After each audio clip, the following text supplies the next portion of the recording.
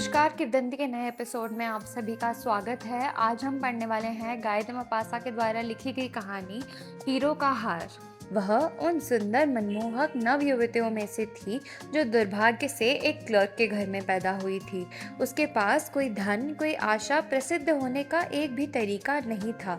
वह किसी अमीर या नामी आदमी द्वारा देखी जाए, पसंद की जाए अथवा पसंद कर ली जाए, उसने खुद ही एक मामूली क्लर्क से विवाह कर लिया था जो शिक्षा मंडल में नौकर था।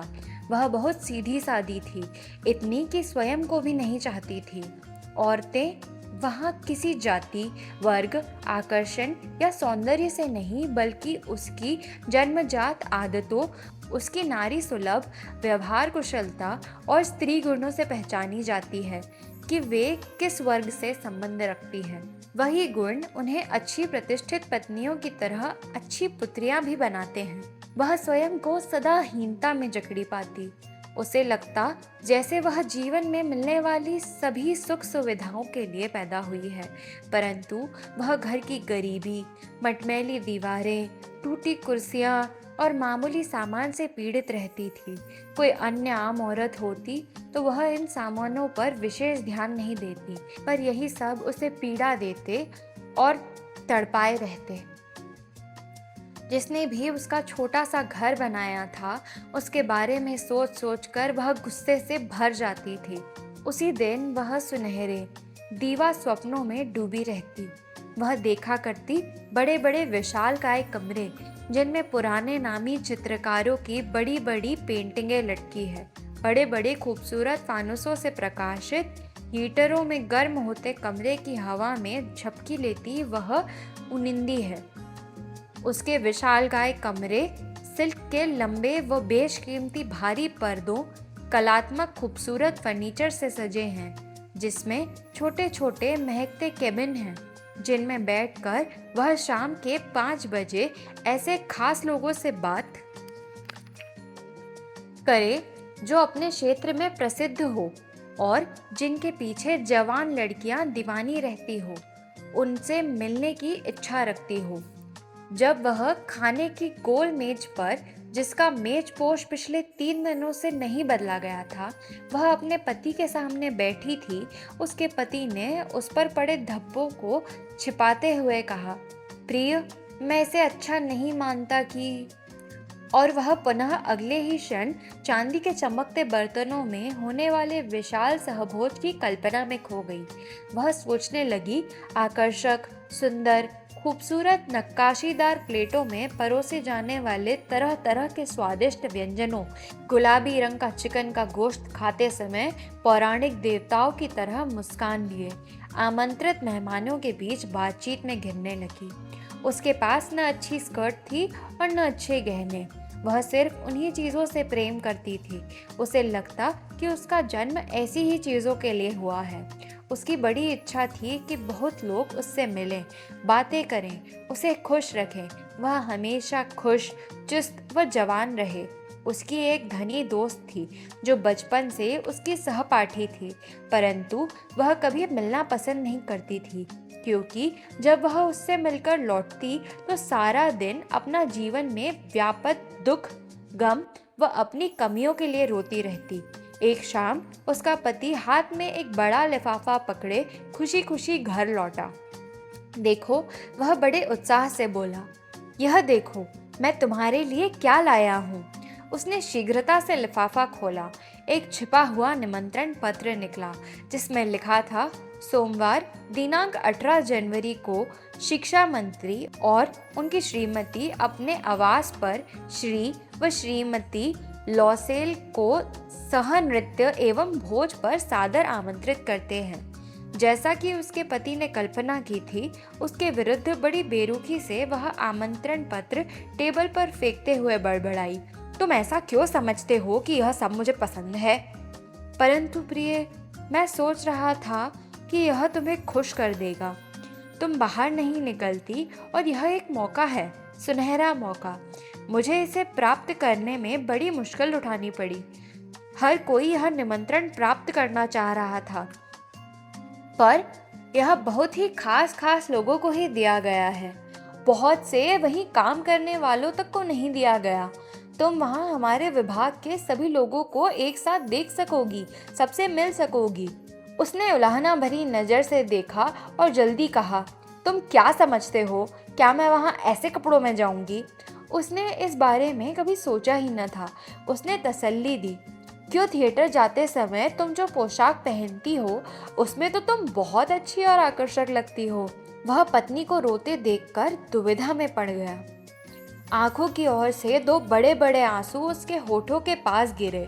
वह बड़ी मुश्किल से किसी तरह बोला, क्या बात है, आखिर क्या बात है? बड़ी मुश्किल से वह अपने को संभाल पाई।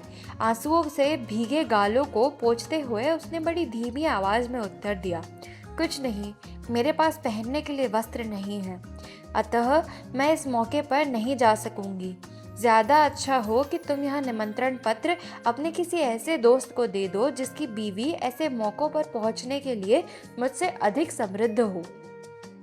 वह उदास हो गया, पर उसने कहा, जरा यह सोचो मटिल्डा, एक अच्छी महंगी पोशाक पर कितना खर्च होगा जिसे हम किसी और मौके के लिए बचा सकते हैं। यह तो बड़ी आसान सी बात है। मटिल्डा ने कुछ देर सोचा, फिर अपने पति कम खर्चीले मामूली क्लर्क की हैसियत का अनुमान लगाते हुए उसने इतना खर्च करवाना चाहा जिसे उसका पति मना नहीं कर सके। उसने हिचकिचाते हुए कहा, मैं ठीक से तो नहीं कह सकती, पर मुझे लगता है कि लगभग कम से कम 400 फ्रैंक से काम चल जाएगा।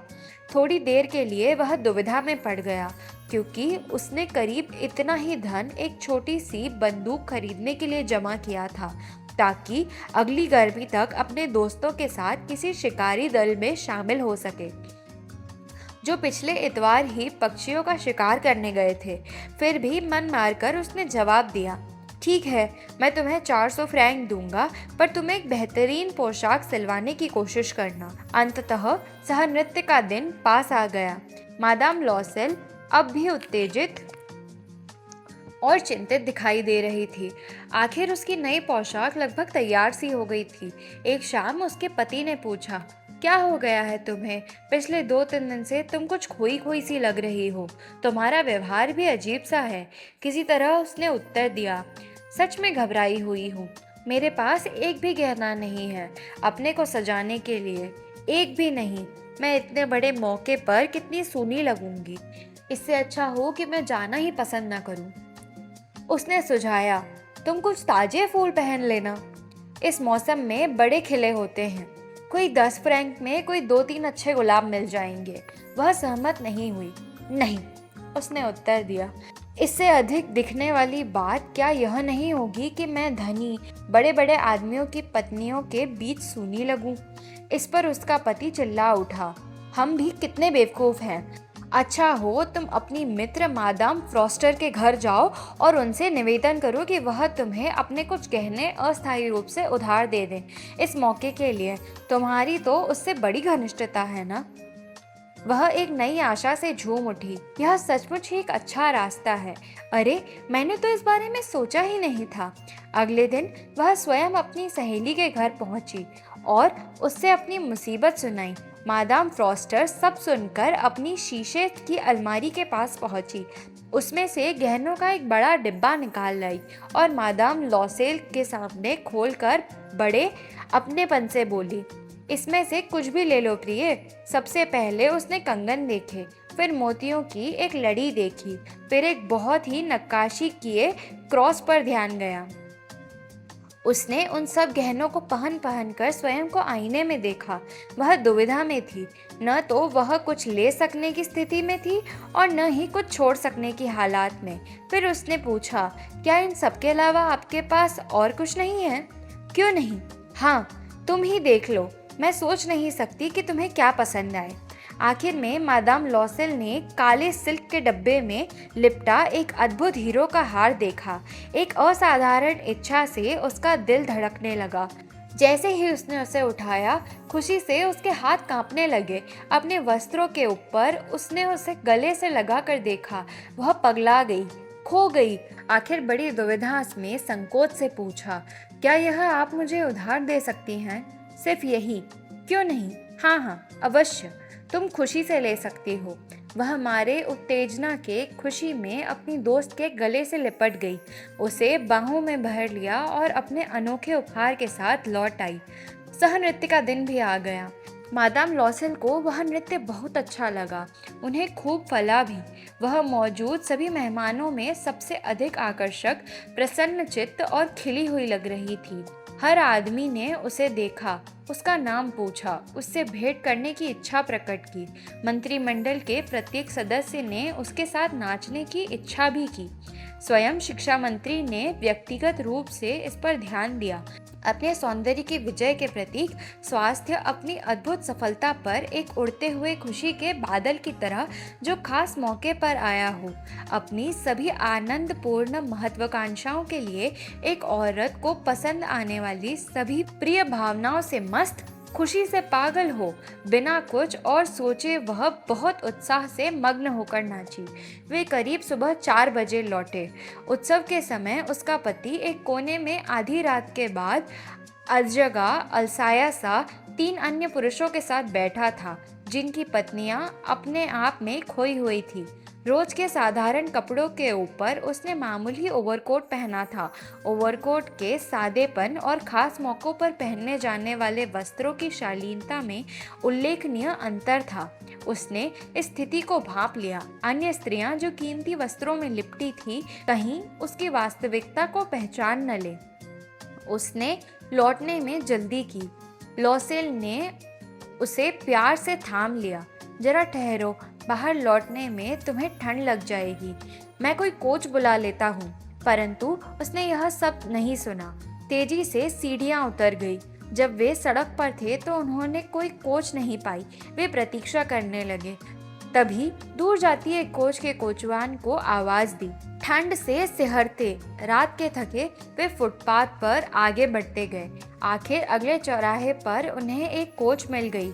जैसे कि अपनी दिन भर की गरीबी, आर्थिक हालत पर तरस खाकर लज्जित होकर वह पेरिस की सड़कों पर आधी रात के बाद ही मिलती है। वह कोच उन्हें घर के सामने ले गई। थकते हारते वे किसी तरह अपने मकान तक पहुंचे। अब उसे शांति और तसल्ली मिली। उसके पति को याद आया कि वह कल सुबह 10 बजे उसे ऑफिस भी पहुंचना था। इस अभूतपूर्व अवसर पर अपनी सफलता के नशे में डूबी, अपने सौंदर्य को अंतिम बार निहारने के लिए आईने के सामने खड़ी होकर अपना ओवरकोट उतारा। लगभग एक चीख सी उसकी गले से निकली। उसका बेशकीमती खूबसूरत हार गले में नहीं था। उसका पति आधे कपड़े उतार चुका था। पूछा, क्या बात है? वह तेजी से उसकी ओर मुड़कर बोली, मेरे पास अब मादाम फ्रॉस्टर का हार नहीं रहा। उसे विश्वास नहीं हुआ। क्या? यह कैसे हो सकता है? नहीं, यह संभव नहीं है। उसके बाद उसने अपने कपड़ों की तह में, ताकों में, पॉकेटों में हर जगह हार को ढूंढ लिया, पर वे उसे पा नहीं सके। उसने फिर पूछा, तुम्हें अच्छी तरह याद है कि लौटने से पहले तुम उसे पहने हुए थी? हाँ, मुझे अच्छी तरह याद है। जब हम मंत्री के मकान से बाहर निकले थे, तब मैंने उसे अपने गले में अनुभव किया था। परंतु यदि हमने उसे रास्ते में खोया होता तो उसके गिरने की आवाज़ अवश्य सुनाई देती। ज़रूर वह कोच में रह गया होगा। हाँ, यह भी हो सकता है। तुमने उस कोच का नंबर देखा? नहीं। और तुम? क्या तुमने पढ़ा था? क्या नंबर था? नहीं। वे एक दूसरे को उदास चेहरे से देख रहे थे। अंत में लॉसेल ने फिर सारे कपड़े पहने। मैं जा रहा हूँ, उसने कहा। जिस फुटपाथ पर हम पैदल चल रहे थे, मैं वहाँ देखने जा रहा हूँ। शायद वहाँ पड़ा मिल जाए। वह चला गया। मटिल्डा रात सोने के कपड़ों में सुन्न बैठी रही। उसमें बिस्तर पर जाने की हिम्मत नहीं थी। वह बिना विचार, बिना किसी इच्छा के निढाल वहीं पास रखी आराम कुर्सी पर लुढ़क गई। 7 बजे सुबह के करीब उसका पति वापस आया। उसे कुछ नहीं मिला था। वह पुलिस के दफ्तर में गया, कोच कार्यालय में गया, अखबार में इश्तहार भी दिया कि हार लौटाने वाले को इनाम दिया जाएगा। यानी उन्होंने वह सब किया जिससे उन्हें रत्ती भर की आशा थी। इस भयानक हादसे के बाद वह सारा दिन सुन्न चुप बैठी रही। शाम को लॉसेल ऑफिस से थका मांदा मुंह लटकाए घर वापस आया। उसे कुछ भी नहीं मिला था। उसने कहा, अब बहुत ज़रूरी हो गया है कि तुम अपनी दोस्त को लिखो कि तुमसे असावधानी हार का कुंदा उखड़ गया और तुम बहुत जल्दी उसे बनवा कर उन्हें लौटा दोगी। इस तरह हमें एक विषम हालात से उभरने का मौका मिल जाएगा। जैसे उसके पति ने लिखवाया वैसे ही अक्षरश उसने अपनी पुरानी सहपाठिनी को लिख दिया। सप्ताह भर बाद उन्होंने हिम्मत हार दी। वे सारी आशाएं छोड़ चुके थे। 5 साल बड़े लॉसेल ने सुझाया, ढांढस बंधाई, हार की वापस करने के लिए हमें कुछ करना ही होगा।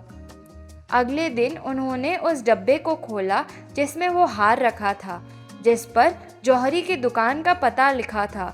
उसे पढ़कर वे उस दुकान पर पहुंचे।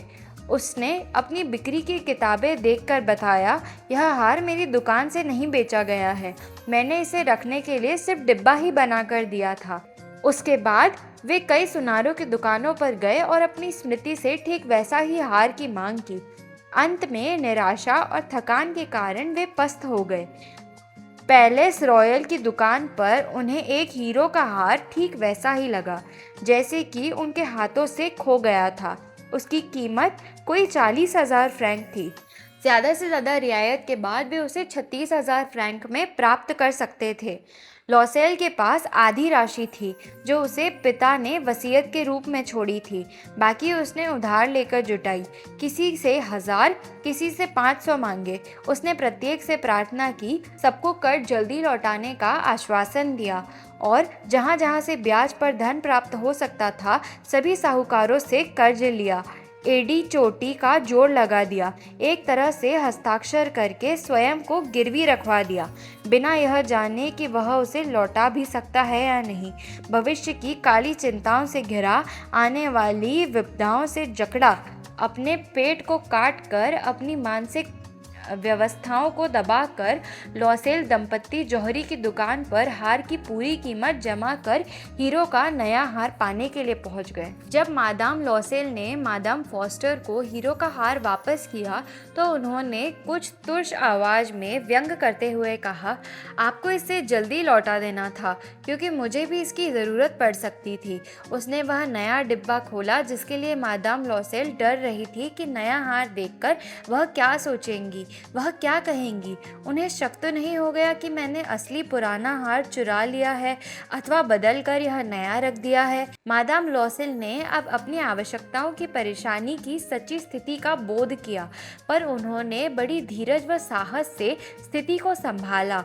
सब बेपनाह कर्ज उन्हें किसी तरह सबको लौटाना आवश्यक था। वह उसे अवश्य लौटाएंगी और जल्दी ही सबको चुकता कर देंगी। उसने अपनी नौकरानी छुड़वा दी, सस्ते किराए वाला मकान ले लिया तथा उस नए मकान के भी कुछ कमरे किराए पर दूसरों को दे दिए। उसने गृहस्थी की चीज़ों की सुरक्षा करना सीखा, खाना बनाने का काम हाथ में ले लिया।